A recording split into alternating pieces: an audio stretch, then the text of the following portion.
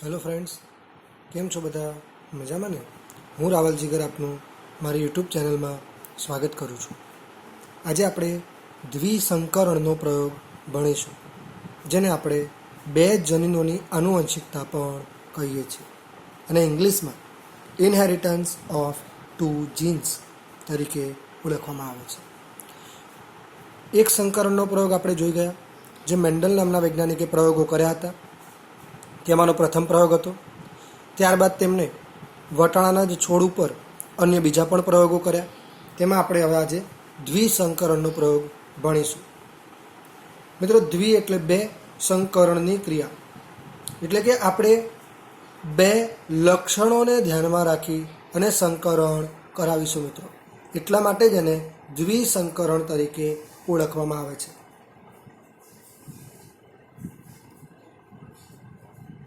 જે પ્રયોગ બે લક્ષણોને ધ્યાનમાં રાખીને કરવામાં આવે તેને દ્વિસંકરણનો પ્રયોગ કહે છે। મિત્રો, ખ્યાલ આવ્યો હશે કે જે પ્રયોગ બે લક્ષણોને ધ્યાનમાં રાખીને કરવામાં આવે તેને આપણે શું કહીશું? દ્વિસંકરણનો પ્રયોગ। મેન્ડલે બે લક્ષણોમાં વિવિધતા ધરાવતા છોડ વચ્ચે સંકરણ યોજ્યું હતું। તો જ્યારે એમણે શરૂઆત કરી ત્યારે એમણે વટાણાના બીજ, એનો રંગ, એટલે પ્રથમ લક્ષણ થયું રંગ, અને અન્ય લક્ષણ હતું તેનો આકાર।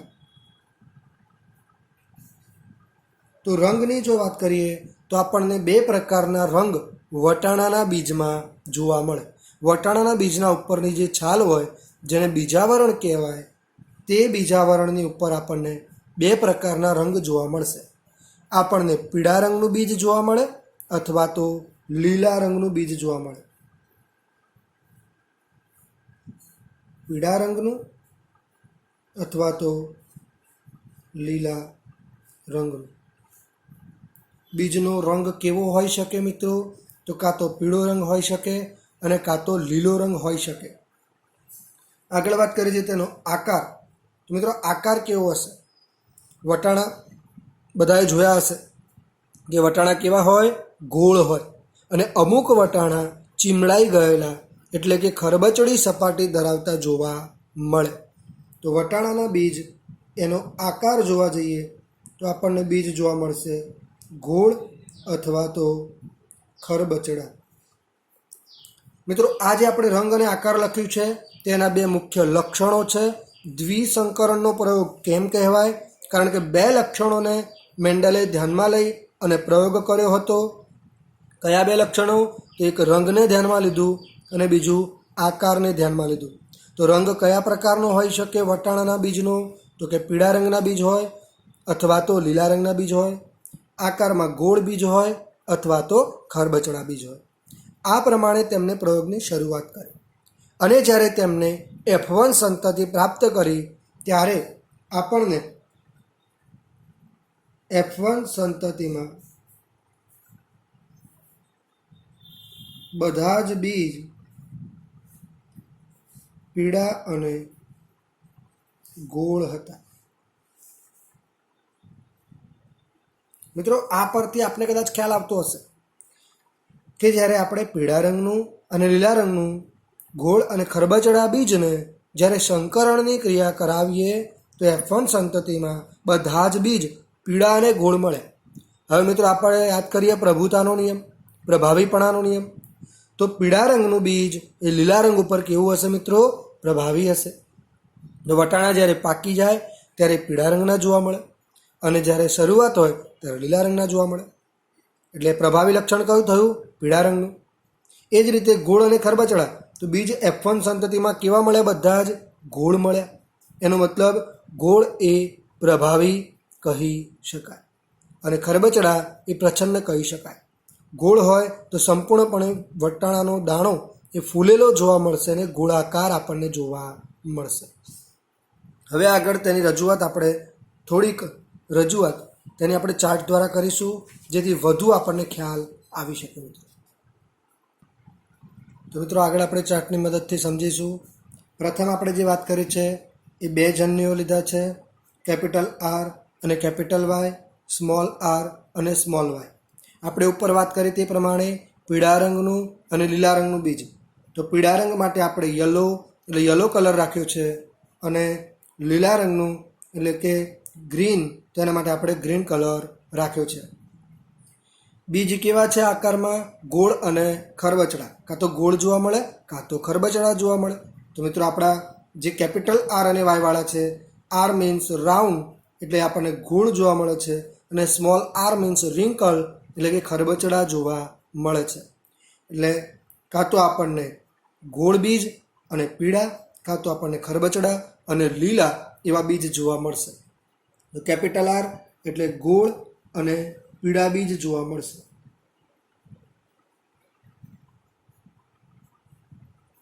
ખ્યાલ આવતો હશે મિત્રો? અને અહીંયા ખરબચડા અને લીલા.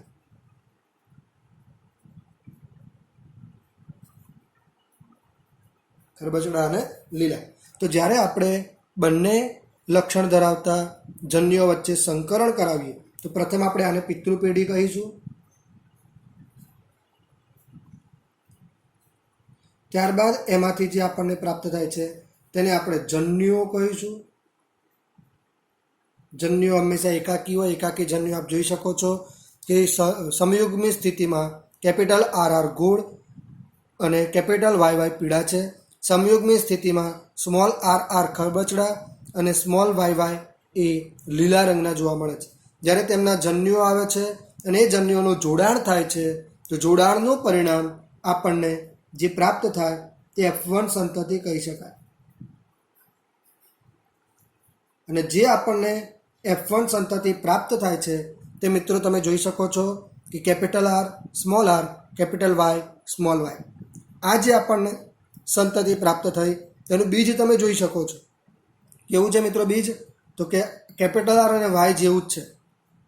પીળા બીજ છે અને ગોળ બીજ આપણને જોવા મળે છે. એટલે પીળા અને ગોળ બીજ અથવા તો ગોળ અને પીળા શોર્ટ ફોર્મ જો યુઝ કરીએ તો ગોળમાંથી ગો અને પીળામાંથી પી એટલે ગો પી, અને ખરબચડામાંથી ખ અને લીલામાંથી લી એટલે ખ લી.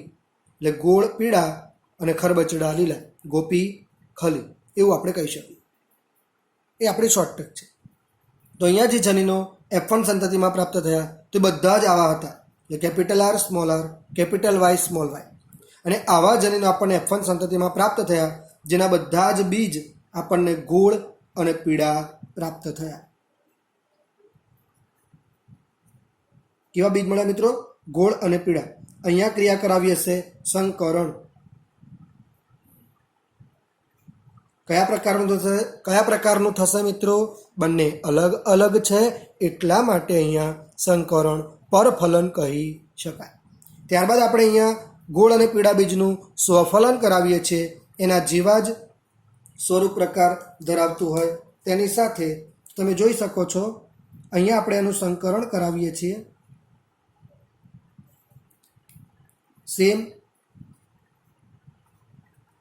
એવા જ સ્વરૂપ પ્રકારની સાથે, અને એ સંકરણનું પરિણામ સ્વફલન કહી શકાય અહીંયા. તો સ્વફલનનું પરિણામ આપણે આ ચાર્ટમાં જોઈશું મિત્રો, જે F2 સંતતિ તરીકે ઓળખીશું આપણે.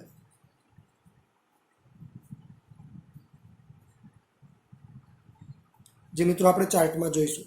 આપને ખ્યાલ આવ્યો હશે આ જે બંને છે એમાંથી જન્યુઓ કયા પ્રાપ્ત થાય? તો એક કેપિટલ આર વાય જન્યુ આવશે, બીજો સ્મોલ આર વાય જન્યુ આવશે. અન્ય કયા આવશે મિત્રો? તો અન્યની વાત કરીએ તો small R capital Y, capital R અને સ્મોલ વાય. તો અહીંયા તમે કહી શકો છો કે કેપિટલ આર એ પ્રભાવી છે અને કેપિટલ વાય એ પ્રભાવી છે. સ્મોલ આર અને સ્મોલ વાય એ પ્રચ્છન્ન છે. એટલે જ્યાં સુધી કેપિટલ આર હાજર હોય તો કેપિટલ આરની હાજરી બીજનો આકાર ગોળ બનાવશે. એટલે કેપિટલ આર જ્યાં જ્યાં આપણે આ ખાનામાં લખીશું તે બધા જ બીજ ગોળ જ હશે, અને કેપિટલ વાય જ્યાં જ્યાં ખાનાઓમાં લખીશું તે કમ્પલસરી બીજ પીળા જ હશે. જો કેપિટલ આર ન હોય અને બંને સ્મોલ આર હોય તો એ બીજ બધા જ આપણને ખરબચડા જોવા મળશે. અને જો આપણને એમાં કેપિટલ વાય ગેરહાજર હોય અને સ્મોલ વાય બંને હોય તો બીજ લીલા થશે. એટલે મિત્રો આપણે એવું કહી શકીએ, અહીંયા આપણી સરળતા ખાતર થોડીક રજૂઆત કે જો ગોળ ક્યારે આવે તો કમ્પલસરી આર હાજર હોય ત્યારે જ, એટલે ગોળ માટે આર પ્રભાવી છે. ખરબચડા બીજ ક્યારે બને? જ્યારે સ્મોલ આર બંને આવેલા હોય ત્યારે. કેપિટલ આર એક જ હોય કે બે હોય, ગોળ બીજ બનશે. પરંતુ ખરબચડા માટે સ્મોલ આર પ્રચ્છન્નકારક છે, એટલે સ્મોલ આર જો હાજર હોય બંને, એટલે કે સમયુગ્મી સ્થિતિમાં સ્મોલ આર હશે તો જ ખરબચડા બીજ જોવા મળશે. અન્ય વાત કરી છે પીળા.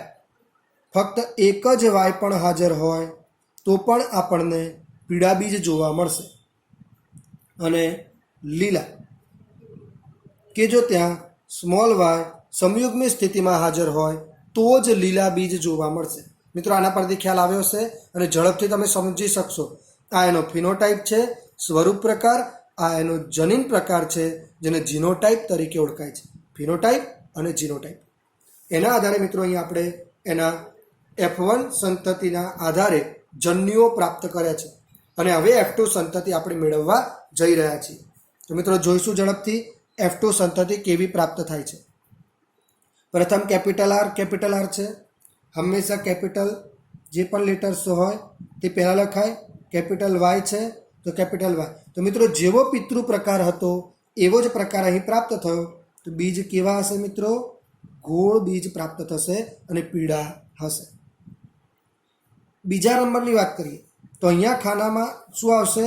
કેપિટલ આર અને વાય તો આવવાના જ છે અને સ્મોલ આર અને વાય આવશે. તો કેપિટલ આરનું સ્મોલ આર સાથે જોડાણ થયું, કેપિટલ વાયનું કેપિટલ વાય સાથે જોડાણ થયું. પરિણામ મિત્રો આપણે વાત કરીએ હમણાં તે જ પ્રમાણે, જ્યાં સુધી કેપિટલ આર અને કેપિટલ વાય હાજર હોય ત્યાં સુધી સ્મોલ આર એકલી સ્થિતિમાં, એટલે કે એ પોતે સમયુગ્મી નથી તો તે પોતાની અસર દર્શાવતો નથી, તે પ્રચ્છન્નકારક છે. એટલા માટે અહીંયા પણ બીજ કેવા જોવા મળશે? ગોળ અને પીળા. કેપિટલ આર અને વાયને તમારે ધ્યાનમાં લેવાનું. જો કેપિટલ આર ખાનામાં હોય તો બીજ ગોળ કરી દેવાનું અને કેપિટલ વાય ખાનામાં હાજર હોય તો એનો રંગ પીળો થઈ જશે. ત્રીજા નંબરમાં વાત કરીએ મિત્રો,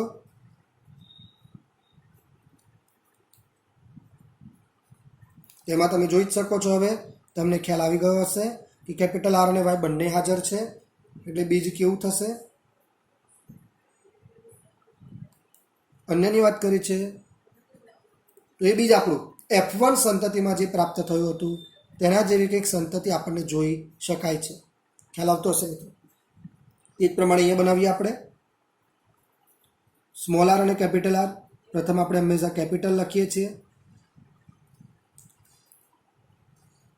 મિત્રો ખ્યાલ આવતો હશે જન્યુઓ કઈ રીતે જોડાઈ રહ્યા છે, આરનું આર સાથે અને વાયનું વાય સાથે. તે જ પ્રમાણે કેપિટલ આર અને વાય બંને હાજર છે તો બીજ કેવા બનશે? ગોળ બનશે મિત્રો. એ જ રીતે હવે આગળ બંને સ્મોલ આર છે. હવે અહીંયા લક્ષણ બદલાશે. બંને સ્મોલ આર છે પરંતુ કેપિટલ વાય હાજર છે. બીજ આપણને પીળું પણ કેવું જોવા મળશે? ખરબચડું જોવા મળશે. આગળ વાત કરીએ એ જ પ્રમાણે મિત્રો, કેપિટલ આર અને કેપિટલ વાય બંને હાજર છે, જે મિત્રો આના જેવું સ્વરૂપ કહી શકાય. આ બધા જ બીજ મિત્રો તમે જોઈ શકો છો પીળા છે. કેમ પીળા છે? કારણ કે બધામાં જ આપણને કેપિટલ વાયની હાજરી જોવા મળે છે અને કેપિટલ વાય બધી જગ્યાએ હાજર છે, બધા જ બીજ પીળા છે. તે જ પ્રમાણે અહીંયા સ્મોલ આરનું જોડાણ અને કેપિટલ વાય તો આવેલો જ છે એક, આ કેપિટલ વાયનું સ્મોલ વાય સાથે જોડાણ. પરિણામ સ્વરૂપ ખરબચડા પણ આપણને કેવા જોવા મળશે? પીળા જોવા મળશે. ખરબચડા પરંતુ પીળા જોવા મળશે. આગળ વાત કરીએ, બંને કેપિટલ આર છે, એક કેપિટલ વાય પણ છે અને સાથે સ્મોલ વાય છે. પરિણામ આર અને વાયના કારણે ગોળ જોવા મળશે. બીજા નંબરમાં capital R, small R, capital Y પણ હાજર છે. એટલે કેપિટલ આરનું સ્મોલ આરની સાથે અને કેપિટલ વાયનું સ્મોલ વાયની સાથે. પરિણામ ગોળ અને પીળા બીજ એટલે ગોપી. અન્ય વાત કરીએ, બંને કેપિટલ આર હાજર છે, પરંતુ અહીંયા મિત્રો તદ્દન રિઝલ્ટ હવે બદલાણું. કયું બદલાય છે? તો કેપિટલ આર ગોળ તો મળશે, પરંતુ સ્મોલ વાય છે, કેપિટલ વાય હાજર નથી. એટલે બીજનો રંગ ગોળ તો પ્રાપ્ત થાય, આકાર ગોળ છે, પણ રંગ કયો હશે? લીલો રંગ જોવા મળશે. તે જ પ્રમાણે મિત્રો આગળ કહીએ તો આપણે ઝડપથી કરીશું હવે થોડું. કેપિટલ આર અને બાકીના સ્મોલ આર, સ્મોલ વાય આપણને જોવા મળે છે. તેથી બીજ આપણને કેપિટલ આરના કારણે ગોળ, પરંતુ સ્મોલ વાય જ હાજર છે, એટલે લીલા જોવા મળશે.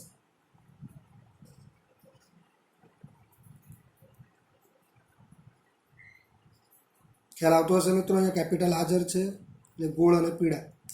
એ જ પ્રમાણે જો અહીંયા જોવા જઈએ તો બંને સ્મોલ આર છે અને એક જ કેપિટલ વાય હાજર છે. પરિણામ સ્વરૂપ આપ જોઈ શકો છો કે બીજ આપણને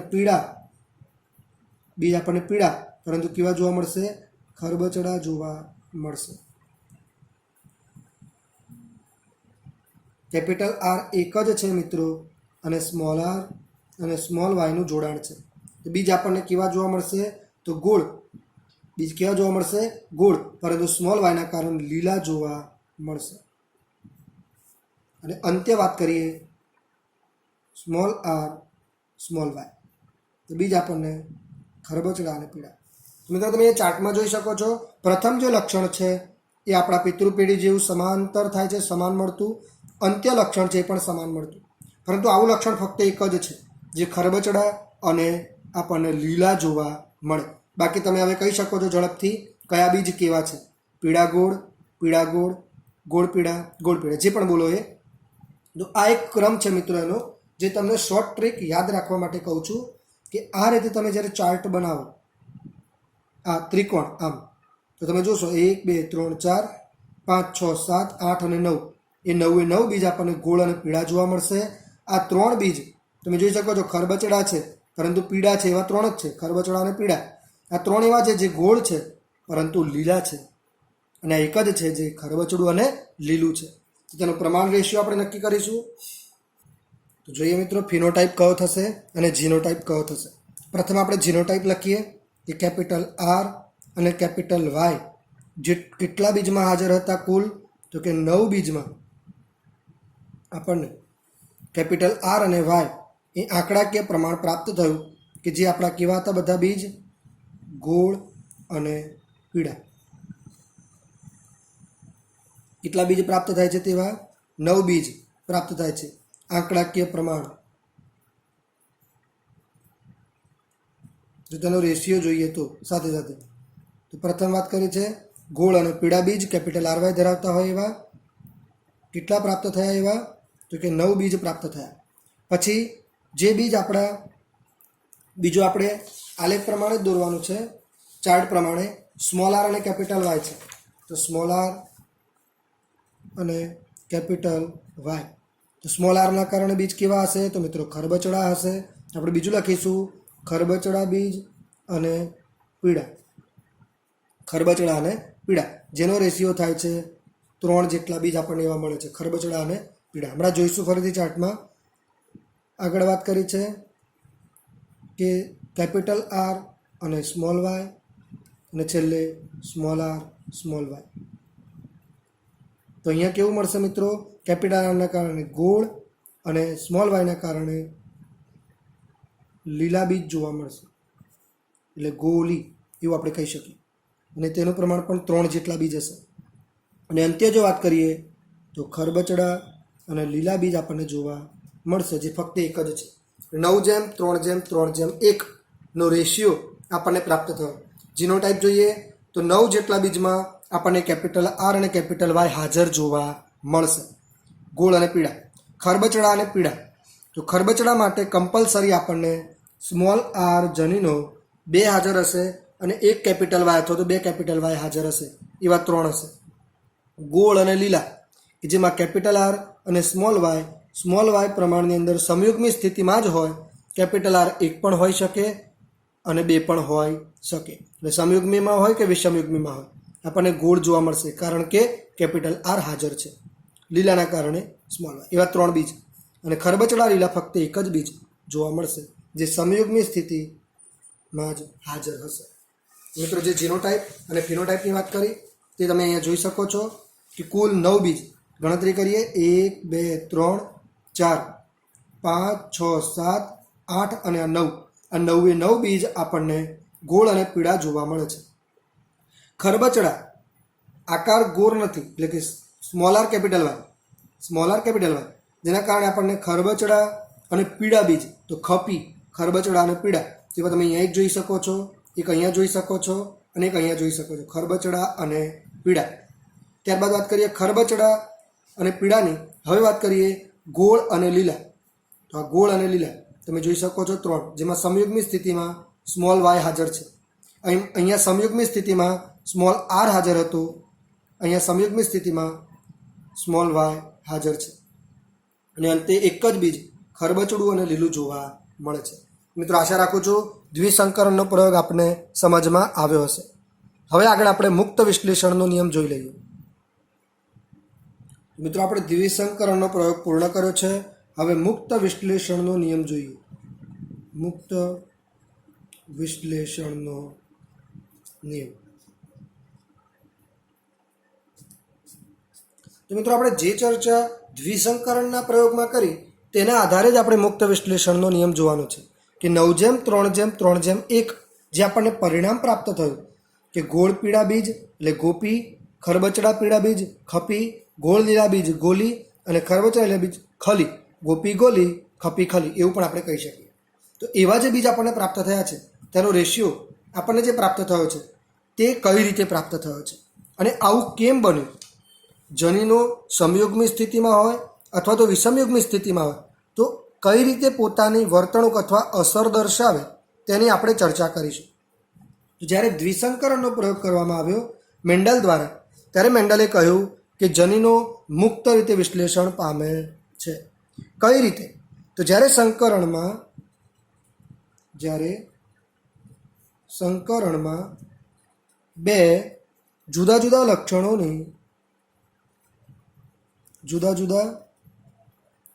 લક્ષણોની જોડને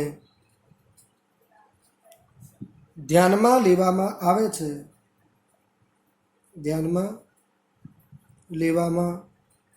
આવે ત્યારે એક જોડના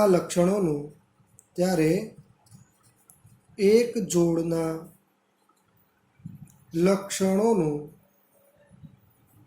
વિશ્લેષણ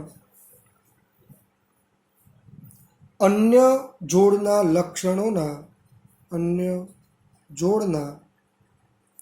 લક્ષણોના વિશ્લેષણથી મિત્રો મુક્ત રીતે થાય છે.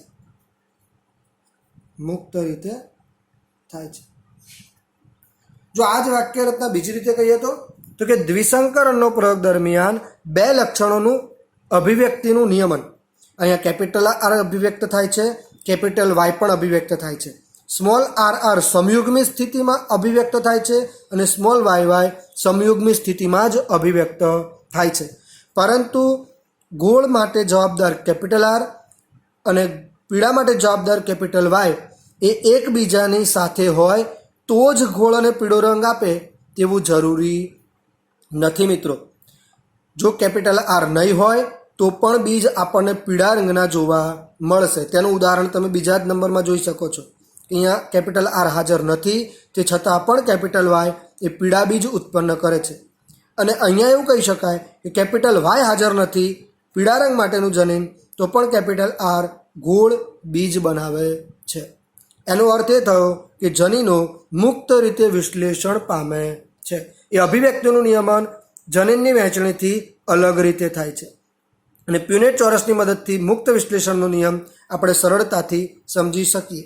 જેની ચર્ચા આપણે દ્વિસંકરણના પ્રયોગનો ચાર્ટ બનાવ્યો તે ચાર્ટ તમે અહીંયા ડ્રો કરી શકો છો.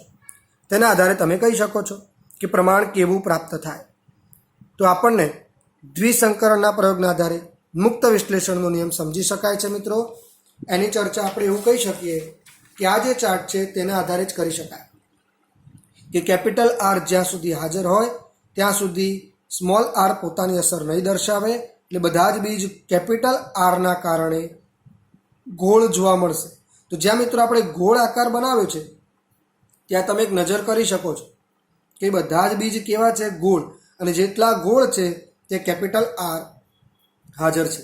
જુઓ મિત્રો, અહીંયા આ કેપિટલ આરના કારણે બધા જ બીજ ગોળ. અહીંયા કેપિટલ આર બધામાં છે, બધા બીજ ગોળ. અહીંયા કેપિટલ આર બંનેમાં છે, ગોળ બીજ જોવા મળે છે. અહીંયા પણ ત્રણેયમાં કેપિટલ આર છે તો ગોળ બીજ જોવા મળે છે. એ જ પ્રમાણે જો રંગ માટેની વાત કરીએ તો અહીંયા બધામાં કેપિટલ વાય છે એટલે પીળા. અહીંયા પણ કેપિટલ વાય છે તો પીળા. અહીંયા કેપિટલ વાય છે, પીળા. અહીંયા પણ કેપિટલ વાય છે, પીળા. અહીંયા કેપિટલ વાય નથી એટલે તે બીજ બધા ચારે ચાર કેવા છે? લીલા.